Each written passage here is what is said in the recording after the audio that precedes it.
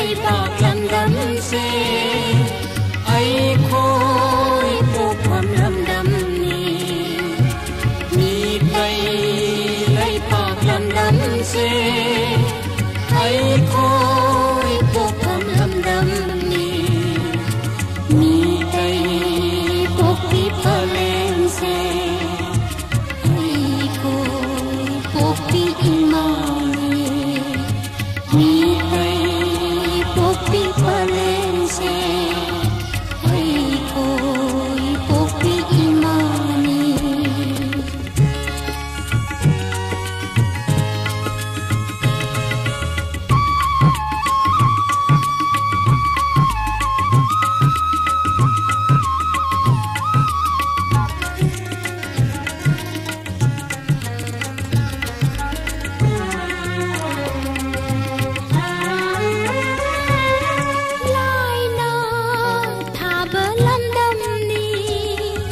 mi tay ai khôi ghi rây pa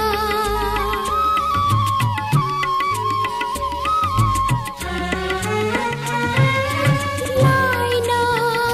tha bơ lâm đâm ni mi tay ai khôi ghi rây pa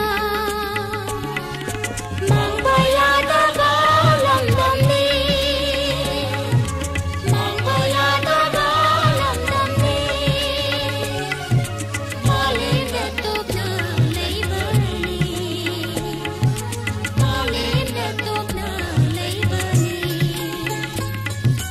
mi cây phục đi phơ lên xe ấy khôi phục đi imani mi cây phục đi phơ lên xe ấy khôi phục đi imani mi cây lấy bạc lâm đắm xe ấy khôi phục phẩm lâm đắm mi cây lấy bạc lâm đắm xe ấy khôi phục phẩm lâm đắm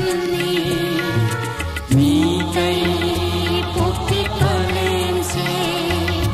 ấy khôi phục đi imani mi cây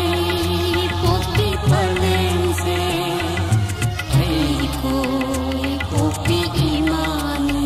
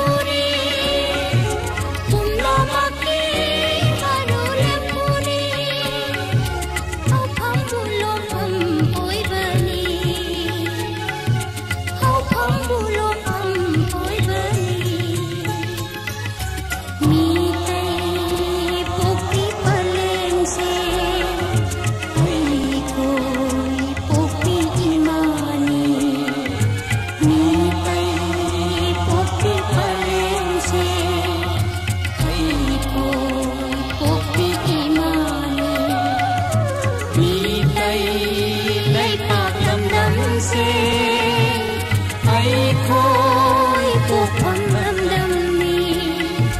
mi tay lấy bạc lâm đắm xe ấy khôi phục phẩm lâm đắm mi tay phục đi phơ lên xe ấy khôi phục đi imani